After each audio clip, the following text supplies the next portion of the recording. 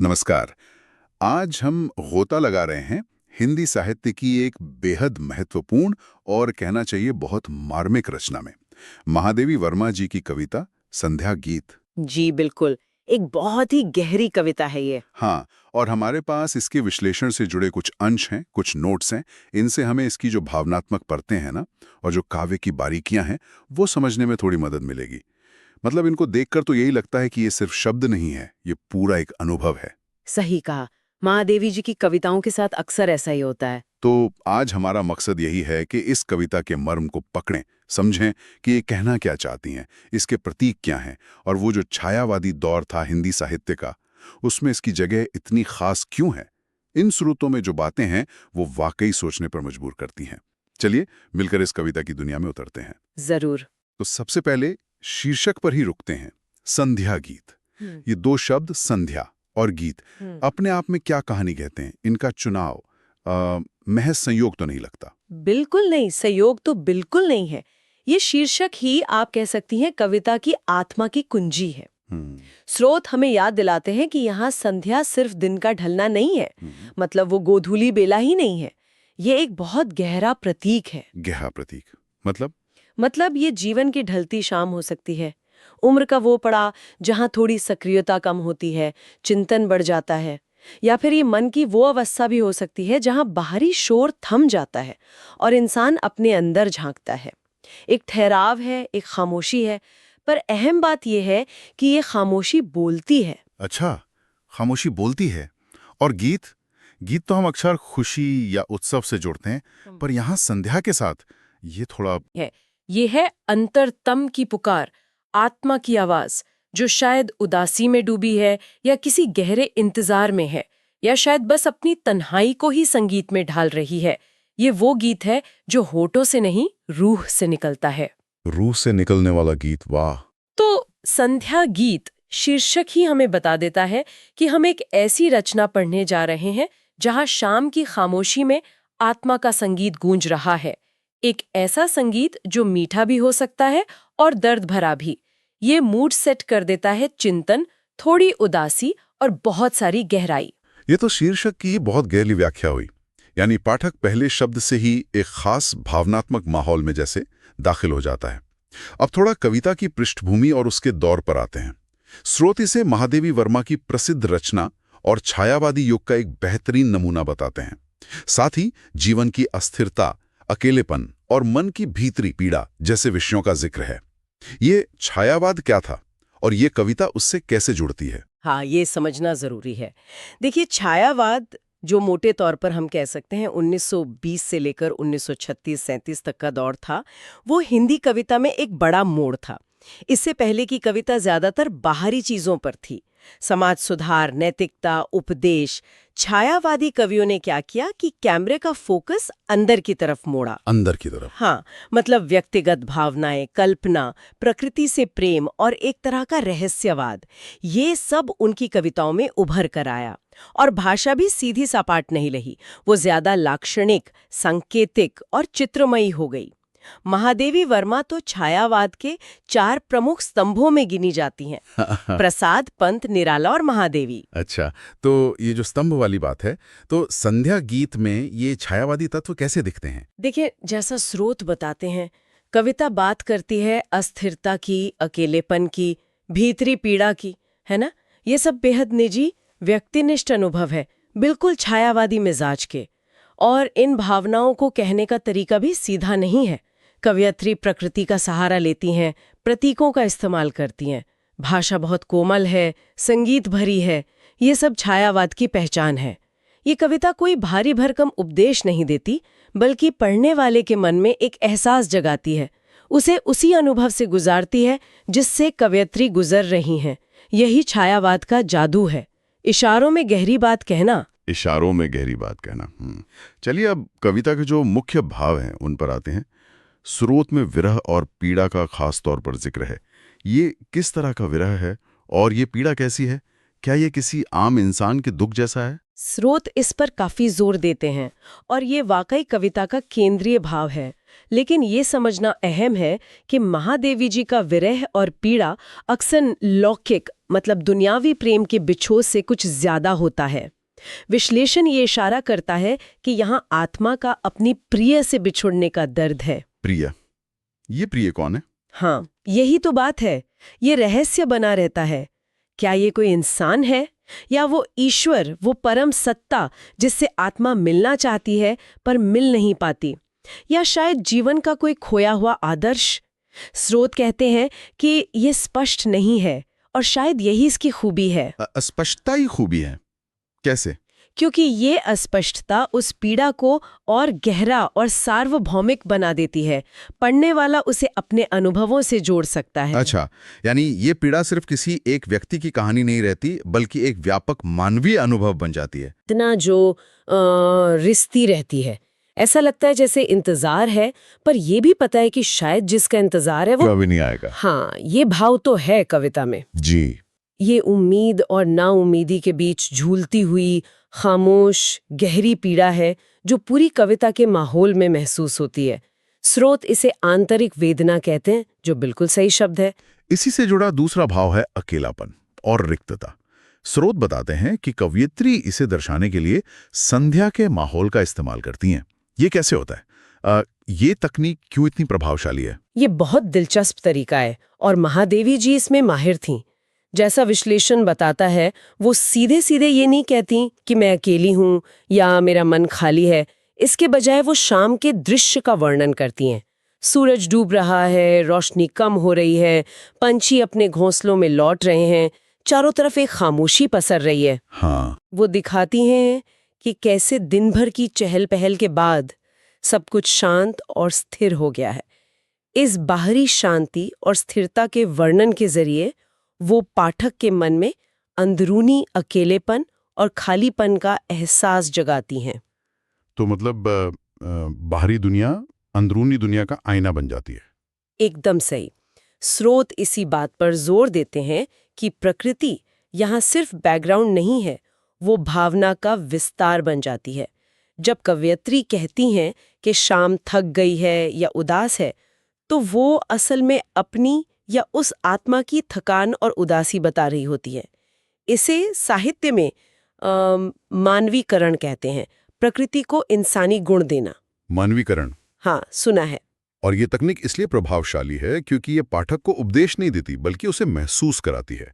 पाठक उस शाम के दृश्य में खोकर खुद ही उस अकेलेपन और खालीपन को महसूस करने लगता है। ये ज्यादा सूक्ष्म, ज्यादा कलात्मक तरीका है भावनाएं व्यक्त करने का। प्रकृति की बात चलिए तो थोड़ा और रुकते हैं इस पर। संध्या के रंग, मध्यम रोशनी, थकान, शांति, स्रोत, कहते हैं कि ये सब पाठक को उसी भावनात्मक स्थिति में ले जाते हैं। क्या प्रकृति का चित्रण सिर्फ उदासी ही दिखाता है या इसमें कोई और पहलू भी है? ये अच्छा सवाल है। आमतौर पर महादेवी जी की कविताओं में प्रकृति उदासी और विरह से जुड़ी दिखती है और संध्या गीत में भी ये प्रमुख है। ढलता सूरज, खामोशी, ये सब कहीं ना कहीं एक अंत, एक ठहराव का संकेत देते हैं जो पीड़ा के भाव को गहरा करता है। लेकिन जैसा स्रोत भी इशारा करते हैं, इसमें एक शांति का तत्व भी है। शांति उदासी के साथ? हाँ, दिन भर की भागदौड़ के बाद की शांति। ये शांति शायद थोड़ी बोझिल है, थोड़ी उदास है, पर है तो शांति। तो ऐसा नहीं है कि प्रकृति सिर्फ नकारात्मक भाव दिखा रही है। वो जटिल मानवीय भावनाओं का प्रतिबिंब है, जहां उदासी और शांति एक साथ मौजूद हो सकते हैं। और ये जो प्रकृति के चित्र खींचे गए हैं, इन्हें स्रोत प्रकृति बिंब कहते हैं। इसका क्या मतलब है? प्रकृति बिंब यानी नेचर इमेजरी, मतलब शब्दों के जरिए प्रकृति के ऐसे चित्र बनाना जो पढ़ने वाले के मन में साकार हो उठें। जैसे ढलते सूरज का लाल रंग, या हवा का धीमा चलना, या रात का अंधेरा। छायावादी कवियों ने और खासकर महादेवी जी ने इन बिंबों का बहुत सुंदर इस्तेमाल किया है। तो ये सिर्फ तस्वीरें हैं? नहीं, सिर्फ तस्वीरें नहीं। ये बिंब सिर्फ दृश्य नहीं बनाते, ये भावनाओं को जगाने का काम भी करते हैं। जैसे लाल रंग शायद विरह की आग का प्रतीक बन जाए, धीमी हवा शायद उदास सांस की तरह लगे। तो ये बिंब कविता को सिर्फ पढ़ने की चीज नहीं, बल्कि महसूस करने की चीज बना देते हैं। स्रोत सही कहते हैं कि ये उनकी कविता की जान है। अब आते हैं प्रेम के चित्रण पर। ये थोड़ा मुश्किल लगता है। स्रोत इसे लौकिक नहीं बल्कि आध्यात्मिक और अव्यक्त कहता है। आध्यात्मिक प्रेम क्या है और अव्यक्त क्यों?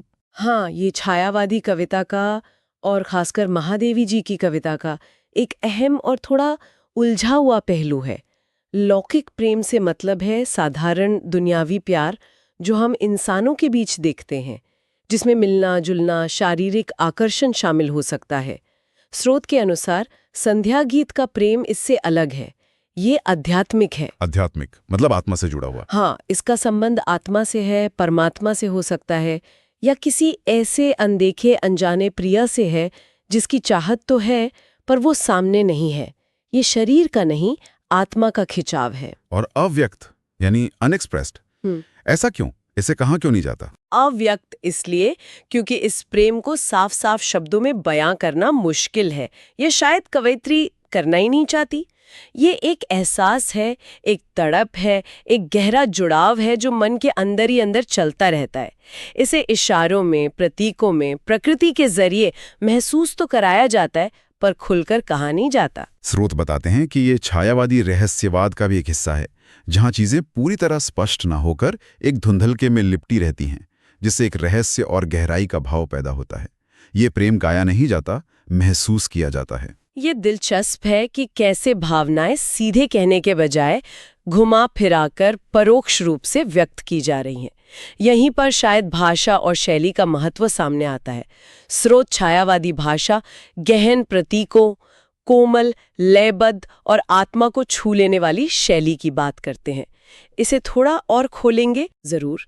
छायावादी भाषा की सबसे बड़ी खूबी, जैसा हमने पहले भी जिक्र किया, उसकी सांकेतिकता और चित्रात्मकता है। शब्द अपने सीधे अर्थ से ज्यादा ध्वनित करते हैं, ज्यादा गहरे मतलब छिपाए होते हैं। मिसाल के तौर पर दीपक सिर्फ रोशनी का जरिया नहीं, वो आशा का, आत्मा का प्रतीक बन सकता है। रात सिर्फ अंधेरा नहीं, वो निराशा या रहस्य का प्रतीक हो सकती है।